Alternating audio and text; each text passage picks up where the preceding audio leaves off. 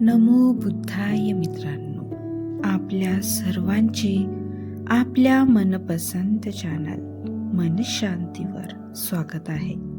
आपण भारतरत्न बोधिसत्व डॉक्टर बाबासाहेब आंबेडकर लिखित भगवान बुद्ध आणि त्यांचा धम्म ह्या पवित्र ग्रंथाचे वाचन करीत आहोत. चला तर सुरू करूया आजच्या वाचनाला.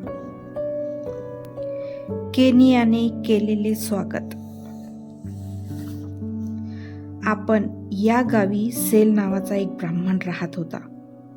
तो 3 वेदात पारंगत होता, तसेच व्याख्यासहित कर्मकांडांचा पंडित, शब्दशास्त्र व व्युत्पत्तीशास्त्राचा तज्ज्ञ व 5वी विद्या इतिहास यातही तो निष्णात होता.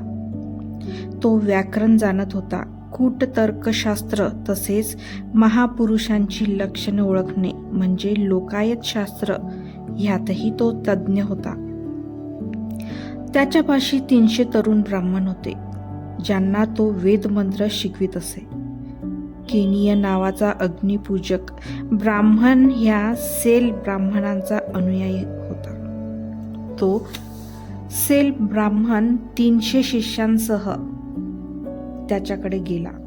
त्यावेळी तिथे अग्निपूजक निरनिराळ्या उपक्रमात व्यग्र होते व स्वतः केनिय मेजवानीची खास व्यवस्था करण्यात गुंतला होता. ते पाहताच सेल ब्राह्मण केनियाला म्हणाला, हे सर्व काय आहे? ही वरातीकरिता विवाह भोजनाची तयारी आहे की यज्ञाची सिद्धता? अथवा मगध नरेश बिंबिसार सपरिवार उद्या भोजनास येथे येणार आहेत की काय? गुरुवर्य असेल, ही विवाहाची तयारी नाही किंवा राजा बिंबिसाराच्या मेजवानीची सुद्धा ही तयारी नाही, पण मी एक मोठा यज्ञ आयोजिला आहे. कारण श्रमण गौतम आपल्या भिक्षाटन यात्रेत 1250 भिक्षूंसह आपण येथे आले आहेत.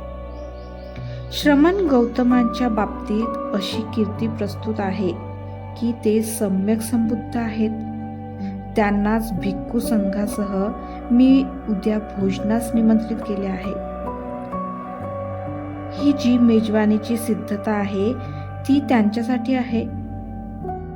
सेल म्हणाला, केनिय, तू त्यांना सम्यक संबुद्ध असे संबोधलेस काय?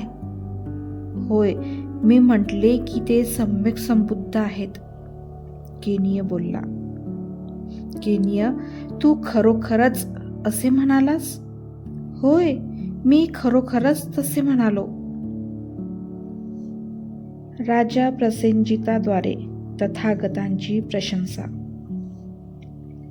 एकदा भगवान बुद्ध श्रावस्तीत अनाथ पिंडिकाच्या जेतवनारामात थांबलेले होते. त्यावेळी कौशल नरेश प्रसेनजित एका लुटूपुटूच्या युद्धात विजय मिळवून आपला हेतू साध्य करून परतला होता. उद्यानाजवळ पोहोचल्यावर तेथे तो वळला. जिथपर्यंत रथ जाऊ शकत होता तिथपर्यंत रथातून जाऊन नंतर पुढे तो पायीच उद्यानात चालत गेला. त्यावेळी काही भिक्खू खुल्या हवेत शतपावली करीत होते. कौशल नरेश प्रसेनजित त्या भिक्खूंकडे गेला आणि म्हणाला, म्हणते, ह्या समयी अहर्त सम्यक संबुद्ध तथागत भगवान बुद्ध कोणत्या स्थळी आहेत? मी त्यांचे दर्शन घेऊ इच्छितो. महाराज, त्यांचा निवास पलीकडे आहे. दरवाजा बंद आहे. आपण संकोच न करता शांतपणे तिकडे जा.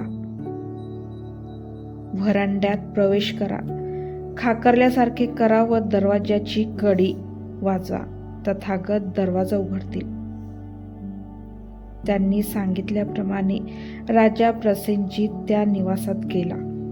खाकरला व त्याने दरवाजाची कडी वाजवली. तथागतांनी दार उघडले. मग राजा प्रसेनजिताने त्या गंधकुटी निवासात प्रवेश केला आणि तथागतांना त्याने शिरसाष्टांग वंदन केले. त्यांच्या पदकमलांचे चुंबन घेतले व हातांनी ते स्पर्शिले आणि आपल्या आगमनाची सूचना दिली. भगवान, मी कौशल नरेश प्रसेनजीत आलो आहे. भगवान बुद्धांनी विचारले, पण महाराज, ह्या देहात असे काय वैशिष्ट्य आहे की आपण इतक्या गाढ श्रद्धेने ह्या देहास भावपूर्ण वंदन करीत आहात? खंड 7. महान परिव्राजकांची अंतिम चारिका. त्यातील भाग 1. निकटवर्तीयांच्या भेटी. उपभाग धम्मप्रचाराची केंद्रे. धम्मदूतांच्या नियुक्तीनंतर भगवान बुद्ध स्वतः कोणत्या एका ठिकाणीच स्थायिक होऊन राहिले नाही. आपली धम्मदूतांचे कार्य त्यांनीही सुरू ठेवले. आपले धम्मप्रचाराचे कार्य काही विशिष्ट स्थळे निवडून त्या ठिकाणी त्यांनी केंद्रित केलेले होते असे दिसते. अशा केंद्रापैकी श्रावस्ती व राजगृह ही प्रमुख होती. त्यांनी श्रावस्तीला सुमारे 75 वेळा व राजगृहाला सुमारे 24 वेळा भेटी दिल्या असतील.